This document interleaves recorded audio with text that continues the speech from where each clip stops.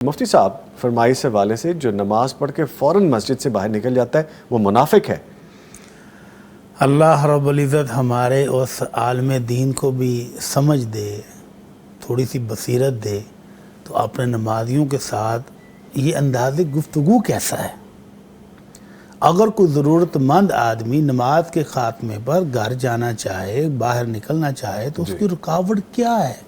اس نے فرض ادا کر لیے، سنتے گھر میں پڑھنا افضل ہے۔ جی، اور اللہ کے نبی صلی اللہ علیہ وسلم کے بارے میں آتا ہے کہ آپ سلام پھیرنے کے بعد اللہم انت السلام ومنک السلام یہ والا ذکر کرنے کے بعد اگر آپ کو حاجت ہوتی تو آپ دائیں جانب جانا چاہتے تو دائیں جانب اٹھ کر چلے جاتے تھے، اور اگر بائیں جانب جانا چاہتے تو بائیں جانب آپ کا حجرہ تھا، آپ بائیں جانب ہی چلے جاتے تھے۔ جی، تو اتنی سی دیر بیٹھے جس میں آپ یہ ذکر مختصر سا کر لیں، بیٹھ جائیں۔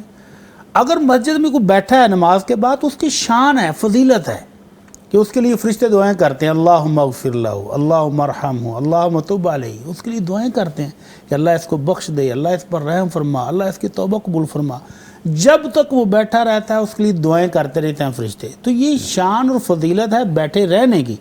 لیکن مجھے کوئی ایسی حدیث موجود میرے علم میں نہیں ہے کہ جو فرائض کی ادائیگی کے فوراً بعد باہر چلا جائے اپنی ضرورت کے لیے، تو وہ منافق ہے۔ اللہ تعالیٰ ہدایت دے۔ یہ بڑا سخت کلمہ انہوں نے بولا ہے، اس کو بلا وجہ بولا ہے۔